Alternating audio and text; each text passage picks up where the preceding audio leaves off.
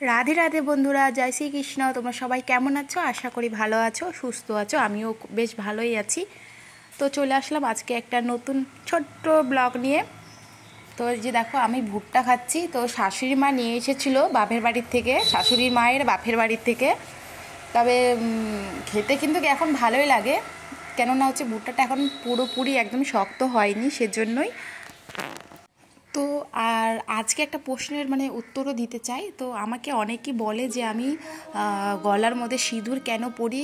তো এই নিয়ে কিন্তু আমি একটা ভিডিও অবশ্য করেছিলাম, হয়তো দেখেনি। আর তাছাড়া আমাকে এমনিও নর্মালিও অনেক কেউ রাস্তাঘাটে চেনা জানার মধ্যে পরিচয় হলে বলে যে গলায় কেন সিঁদুর পরে। তো হচ্ছে আমি আগে জানতাম না, তবে যখন থেকে জানি তবে থেকেই পড়ি।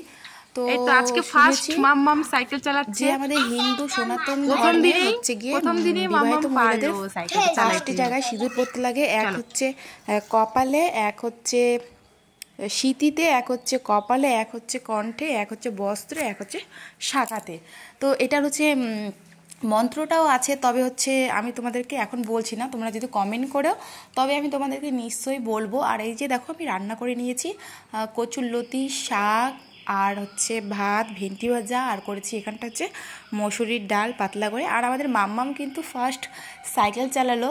তো সেদিন কিন্তু প্রথমবার সাইকেল চালিয়েছে, কিন্তু ভালোই পারছে আর কি। তো চলো, আমার আজকে রান্নাবান্না এইটুকু। রাত্রে পনির বানাচ্ছি। তো চলো, টাটা।